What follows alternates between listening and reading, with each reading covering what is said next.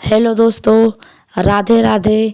आज हम आपको सुनाने जा रहे हैं एक कंजूस आदमी और भगवान की मज़ेदार कहानी। एक समय की बात है, एक बहुत ही कंजूस व्यक्ति था। उस व्यक्ति का नाम दानचंद्र था। उसके पास धन तो बहुत था, परंतु उसने कभी किसी को दान नहीं किया था। उसने प्रण ले रखा था कि जीवन में कभी किसी को कुछ भी दान नहीं करना है।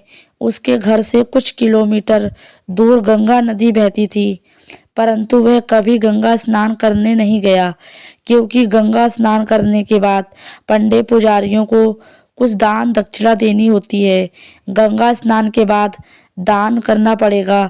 इसी डर से वह कभी गंगा स्नान करने ही नहीं गया। उसकी पत्नी उसे दान पुण्य करने के लिए कहती थी, परंतु वह कहता था, इतनी बड़ी दुनिया में हमारा छोटा सा दान करने से क्या होगा। एक दिन उसकी पत्नी ने कहा, अब तो आपका बुढ़ापा आ गया, आप दान पुण्य तो कुछ करते नहीं, कम से कम एक बार जाकर गंगा स्नान ही कराओ। पत्नी की बात मानकर उसने गंगा स्नान करने की हामी भरी। उसके घर से गंगा नदी 12 किलोमीटर दूर थी। रास्ते में कहीं पैसा खर्च न हो जाए, इसलिए वह 12 किलोमीटर पैदल ही चला गया। जब दानचंद्र गंगा नदी के किनारे पहुंचा तो उसको लगा कि घाट पर जाएंगे तो पंडित दान दक्षिणा मांगेंगे, इसलिए वह स्नान करने मुर्दा घाट चला गया। मुर्दा घाट बिल्कुल सुनसान था। उसने इधर उधर देखा, दूर दूर तक कोई नहीं था। उसने जल्दी से गंगा जी की एक डुबकी लगाई। भगवान जो घट घट के वासी हैं, वह उसे यह सब करता देख रहे थे। भगवान को एक मजाक सूझी। भगवान वहां पर एक पंडित का रूप बनाकर प्रकट हो गए। जैसे ही दानचंद्र डुबकी लगाकर बाहर निकला, पंडित रूपी भगवान बोले, यजमान की जय हो। पंडित को देखते ही दानचंद्र कांप गया। वह बोला, यह तो हद हो गई। यह पंडा तो मुर्दा घाट पर भी आ गया। पंडित ने बताया कि मैं एक संतोषी ब्राह्मण हूँ और एकांत में यहाँ मुर्दा घाट पर ही पड़ा रहता हूँ। यहाँ पर कभी कभी आपके जैसा कोई यजमान आ जाता है और मेरा साल भर का इंतजाम इकट्ठे ही कर देता है। आज आप आए हैं, आपको मेरा 1 वर्ष का इंतजाम करना है। दानचंद्र बोला, मैं इतना दान नहीं कर सकता। पंडित बोला, दान तो अपनी श्रद्धा के ऊपर होता है, इसलिए आप 6 महीनों का इंतजाम कर दो। दानचंद्र बोला, मैं 6 महीनों का इंतजाम भी नहीं कर सकता। पंडित बोला, तो 3 महीने। दानचंद्र बोला, नहीं। पंडित बोले, 1 महीने का ही कर दो। दानचंद्र बोला, मैं 1 महीने का तो क्या, मैं 1 दिन का भी इंतजाम नहीं कर सकता। अब पंडित ने कहा, आपको कुछ ना कुछ तो दान करना ही पड़ेगा, नहीं तो हम आपको जल से निकलने नहीं देंगे। थक हार कर दानचंद्र बोला, 1 आने का दान करूँगा, वह भी उधार। मेरे पास अभी तो कुछ नहीं है, इसलिए मेरे घर आकर 1 आना ले जाना। पंडित ने दानचंद्र को 1 आना दान करने का संकल्प दिलवा दिया। दानचंद्र ने सोचा, मेरा घर तो यहाँ से 12 किलोमीटर दूर है, यह पंडित 1 आने के लिए इतनी दूर थोड़ी आएगा। इसलिए वह संकल्प लेकर अपने घर आ गया। घर पहुँचते पहुँचते शाम हो गई थी। वह इतनी दूर चलकर आया था, इसलिए थक गया था। वह सोने ही जा रहा था, तभी उसके दरवाजे पर उस पंडित ने दस्तक दी। पंडित बोले, यजमान की जय हो। दानचंद्र की पत्नी ने दरवाजा खोला। वह पंडित को देखकर लौटी और दानचंद्र से पूछा, क्या किसी पंडित को कुछ देने की कहकर आए हो। दानचंद्र बोला, हाँ, मैंने एक पंडा को 1 आना देने का संकल्प लिया है।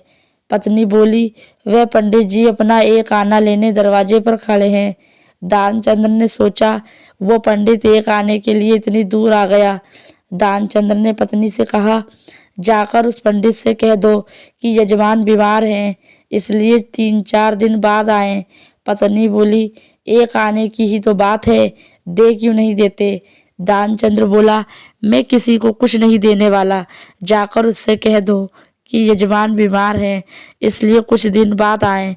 पत्नी ने दुखी जैसा मुंह बनाया और पंडित से बोली, महाराज, मेरे पति आज इतनी दूर पैदल चलकर गए थे, इसलिए वे बहुत थक गए हैं और बीमार हैं, इसलिए आप 3-4 दिन बाद आना। पंडित बोला, धन मिले या ना मिले, लेकिन वे हमारे यजमान हैं। यजमान बीमार हैं और पंडा चला जाए, ऐसा नहीं हो सकता। जब तक वह स्वस्थ नहीं हो जाते तब तक हम यहीं रहेंगे। हमारा यहाँ रहने का इंतजाम कर दो। हम यहीं पर प्रसाद बनाएंगे और यहीं पर भजन करेंगे और यहीं पर प्रसाद ग्रहण करेंगे। पत्नी लौटकर गई और उसने दानचंद्र को सारी बात बताई कि वह पंडित कह रहा है, जब तक आप ठीक नहीं हो जाते वह यहीं रहेंगे। पत्नी बोली, इससे तो अच्छा उन्हें एक आना देकर रवाना करो। दानचंद्र बोला, एक आना क्या, ऐसे ही आता है। मैं उस पंडित को कुछ नहीं देने वाला। तुम जाकर उस पंडित से कह दो कि यजमान मर गए। ध्यानचंद को योग का आभास था, इसलिए वह सांस रोककर पड़ गए। पत्नी गई और उसने रोकर पंडित से कहा कि वो मर गए, अब तो जाओ। पंडित बोले, अरे राम राम, यजमान चला गया, जब तक उसका अंतिम संस्कार ना हो जाए तब तक हम कैसे जा सकते हैं। पंडित जी बोले, तुम महिला कहाँ कहाँ भटकती फिरोगी, हम सारे गांव में यजमान के मरने की खबर किए देते हैं। पंडित जी सारे गांव में खबर कर आए कि दानचंद्र जी मर गए। सारा गांव दानचंद्र के घर इकट्ठा हो गया, लेकिन दानचंद्र ऐसा विचित्र आदमी एक आना बचाने के लिए सांस रोके पड़ा था। गांव के लोगों ने दानचंद्र को मुर्दा समझ के बांध लिया। अब उसकी पत्नी सही में रोने लगी और रो रो कर बोली, यह मरे नहीं हैं। गांव वाले बोले, बहन ये तो तुम्हारा मुंह है, जाने वाला तो गया, इसलिए धीरज रखो। पत्नी बोली, अरे किस बात का धीरज रखूं, यह मरे ही नहीं है। गांव वाले दानचंद्र को बांधकर अंतिम संस्कार के लिए ले गए। पत्नी बेचारी रोती रह गई, लेकिन वह विचित्र आदमी इतना सब कुछ होने के बाद भी सांसें रोके पड़ा था। सबके साथ पंडित बने भगवान भी उनके पीछे पीछे चल दिए। भगवान ने सोचा, हद हो गई, हम कहीं नहीं हारे, पर आज तो इस दानचंद्र से हम भी हार गए। ऐसा गजब का विचित्र आदमी हमने कहीं नहीं देखा। एक आना बचाने के लिए यह आदमी बिना मरे मरा पड़ा है और चला जा रहा है।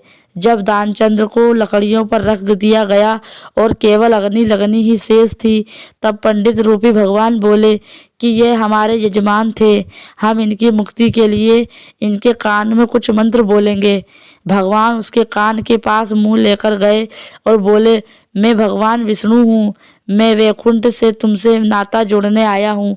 दानचंद्र ने जैसे ही सुना कि भगवान बोल रहे हैं, उसने धीरे धीरे आंखें खोली, लेकिन जैसे ही उसने देखा कि यह तो पंडित है, उसने फिर से आंखें बंद कर ली।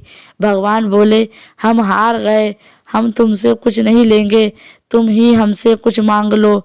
दानचंद्र धीरे से बोला, वह एक आना छोड़ दो बस। पंडित रूपी भगवान तथास्तु कहकर वहां से चले गए और दानचंद्र आंखें